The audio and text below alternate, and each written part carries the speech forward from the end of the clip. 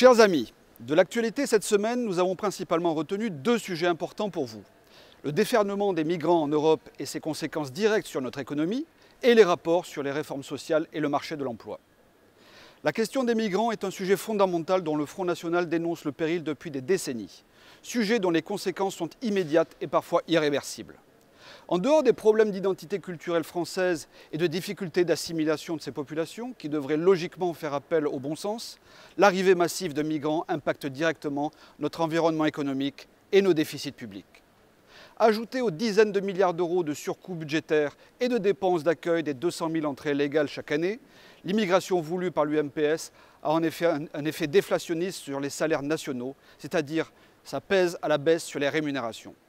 Effet volontiers entretenu par les dirigeants au pouvoir, aux ordres d'une oligarchie financière mondiale qui voit là un moyen de maximiser les profits en diminuant la masse salariale. C'est d'ailleurs d'un point de vue microéconomique un mécanisme bien rodé depuis les années 1970, période à laquelle le grand patronat a réclamé au président Pompidou de l'immigration pour avoir de la main-d'œuvre à bas prix. La loi de l'offre et de la demande appliquée au marché du travail démontre de façon élémentaire que plus les travailleurs sont nombreux pour un nombre d'emplois fixes, plus les salaires seront tirés vers le bas. En plein emploi, vous pouvez sans craindre refuser des rémunérations indécentes et choisir un métier qui correspond à votre formation et à vos aspirations professionnelles. Mais lorsque la situation économique se tend et que l'emploi devient une denrée rare, vous n'aurez d'autre choix que d'accepter la première opportunité qui se présentera, souvent sans pouvoir négocier ni le salaire ni les conditions. Et c'est précisément le cas avec cette crise migratoire de centaines de milliers de migrants qui s'installent chez nous, migrants qui sont d'ailleurs curieusement une majorité d'hommes. Voilà comment raisonnent tous ceux qui, sous couvert d'un humanisme hypocrite, vous demandent d'ailleurs d'accueillir à bras ouverts les migrants qui se présentent à nos frontières après avoir organisé la manipulation honteuse de l'opinion publique avec l'affaire du malheureux enfant Aylan Kurdi. Cette immigration est une bombe à retardement pour vos emplois et vos salaires. Du travail, il y en a, mais pour les Français, des emplois rémunérés au juste prix, l'élite européenne n'en veut plus. Mais aussi une bombe identitaire dont le Front National parle depuis sa fondation. Mais aussi une bombe sociale. Parlez au personnel médical, parlez aux ouvriers dans les usines, parlez à tous ceux dont l'emploi peut être remplacé par un migrant. Confrontez-vous à cette réalité que nos médias et les dirigeants UMPS cachent délibérément. Alors oui, les technocrates euromondialistes, dont le travail n'est jamais menacé par un étranger, trouvent ce phénomène migratoire formidable, à l'instar d'un Jacques Attali, toujours aussi cynique avec son immigration, une ressource nouvelle positive pour notre économie. Je rappelle d'ailleurs que ce pseudo-économiste a écrit dans son livre « L'homme nomade » il y a plus de 20 ans, un plaidoyer pour le mondialisme et pour un gouvernement économique mondial. Ou encore un Emmanuel Macron, pour qui l'arrivée des réfugiés est une opportunité économique. Ils nous ont déjà fait le coup avec l'euro, une chance pour la France. On en voit le résultat 15 ans après. Cette idéologie ultralibérale qui se cache derrière une fausse charité envers les migrants est en réalité un mensonge économique. Pour cette élite délirante, tout va bien. Toute cette affaire est bonne pour le business. Mes chers compatriotes, n'écoutez pas ces bonimenteurs dont le seul objectif est de jouir de plus en plus de ce monde sans frontières pour augmenter les marges et dividendes des grands groupes mondiaux sur le dos des salariés français.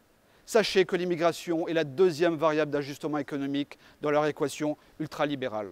Refusons l'accès aux centaines de milliers de migrants qui attendent devant nos frontières à la recherche des meilleurs droits sociaux, donc la France. Faisons-le pour sauver nos ouvriers, nos artisans et tous ceux qui ont un métier en France. Faisons-le pour sauver ce qu'il reste de notre identité. Et faisons-le aussi par humanité pour ces migrants qui ne sont qu'un jouet dans la main des puissants. Sauvons notre modèle économique et social. Pour le Front National, l'accueil des migrants en France, c'est non.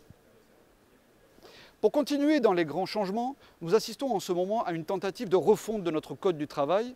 L'ancien directeur général du travail, Jean-Denis Combe-Bruxelles, a été chargé de trouver des mesures qui élargissent la place de l'accord collectif par rapport au droit du travail actuel. C'est-à-dire que le rapport doit présenter des mesures de flexibilisation du marché de l'emploi.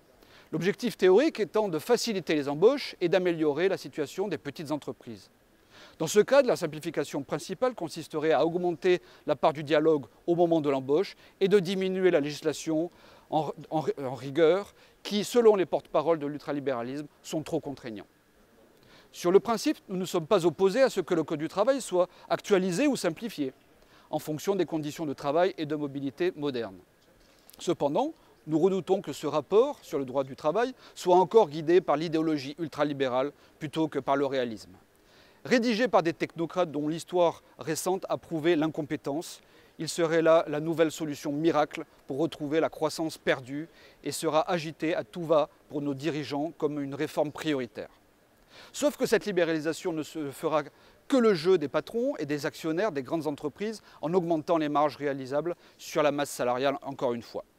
En avril 2015, le World Economic Outlook, publié par le FMI, a en effet prouvé que toutes les mesures existantes pour relancer la croissance d'une économie, la libération du marché de l'emploi, étant inefficaces, voire qu'elle entraînait l'effet inverse. Nous restons donc dans l'expectative de ce qui sortira de ce rapport, comme Bruxelles, ou comme je dirais maintenant, comme Bruxelles l'exige, mais avec la ferme conviction qu'il ne sera plus qu'une lubie de plus. Avec des conséquences désastreuses sur la vie des Français, elles, bien réelles. À bientôt.